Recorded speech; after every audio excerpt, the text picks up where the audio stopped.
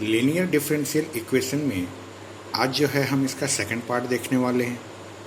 Linear differential equation जो पिछली बार हमने डिस्कस किया था वो लीनियर डिफरेंशियल इक्वेशन y के फॉर्म में था। आज का लीनियर डिफरेंशियल इक्वेशन जो है वो हमारा x के फॉर्म में है। बेसिक जो डिफरेंस है दोनों में वो केवल उसके स्टैंडर्ड फॉर्म का डिफरेंस रहता है, बाकी बनाने का मेथड दोनों का बिल्कुल ही सेम रहता है। जो बेसिक डिफरेंस है वो केवल उसके स्टैंडर्ड फॉर्म में रहता है। क्या होता है, कई बार जो हमारा लीनियर डिफरेंशियल इक्वेशन है उस लीनियर डिफरेंशियल इक्वेशन को हम dx upon dy plus px is equal to q के फॉर्म में भी रिप्रेजेंट करते हैं। कई बार हम अपने लीनियर डिफरेंशियल इक्वेशन को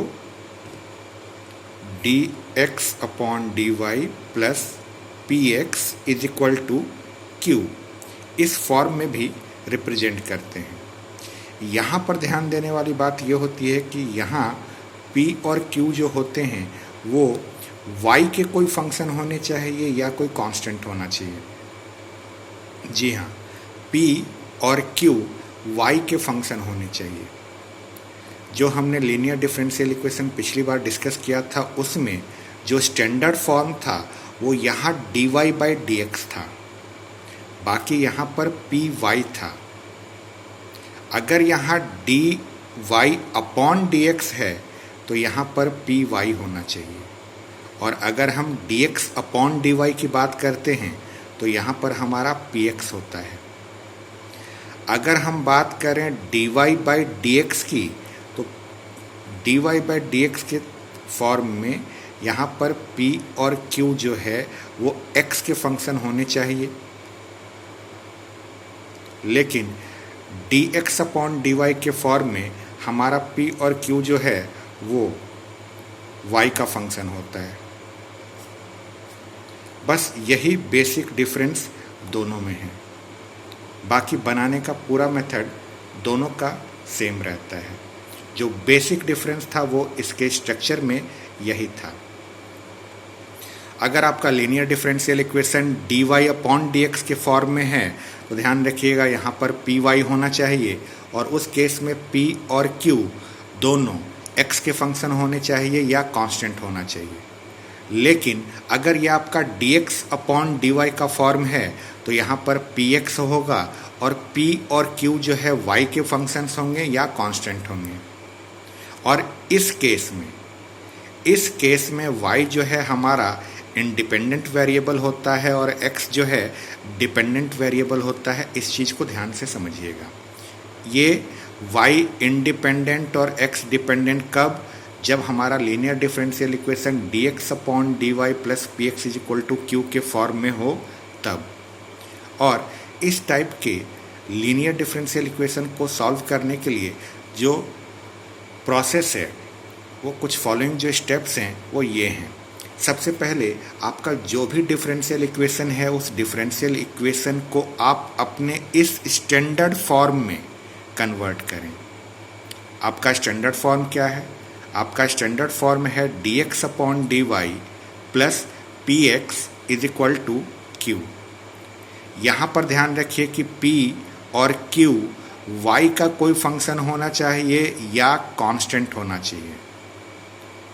आप अपने डिफरेंशियल इक्वेशन, जो भी आपका डिफरेंशियल इक्वेशन आपको गिवन है, उस डिफरेंशियल इक्वेशन को इस स्टैंडर्ड फॉर्म में कन्वर्ट करिए। इस स्टैंडर्ड फॉर्म में कन्वर्ट करने के बाद आपको वहाँ से p की और q की वैल्यू पता चलेगी।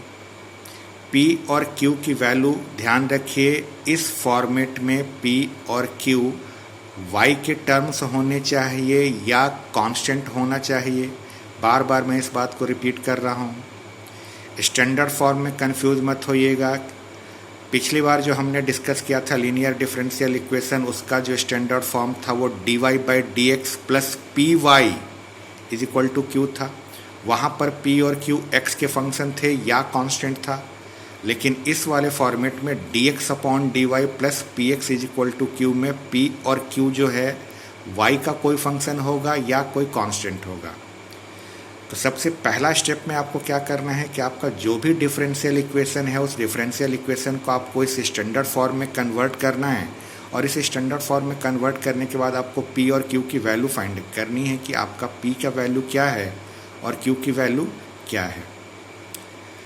इसके बाद आप इंटीग्रेटिंग फैक्टर फाइंड करेंगे। इंटीग्रेटिंग फैक्टर कैसे फाइंड आउट करते थे? इंटीग्रेटिंग फैक्टर फाइंड आउट करने का हमारा सिर्फ एक ही फॉर्मूला था, e की पावर में इंटीग्रेशन p dy। अब यहाँ पर थोड़ा सा चेंज आता है।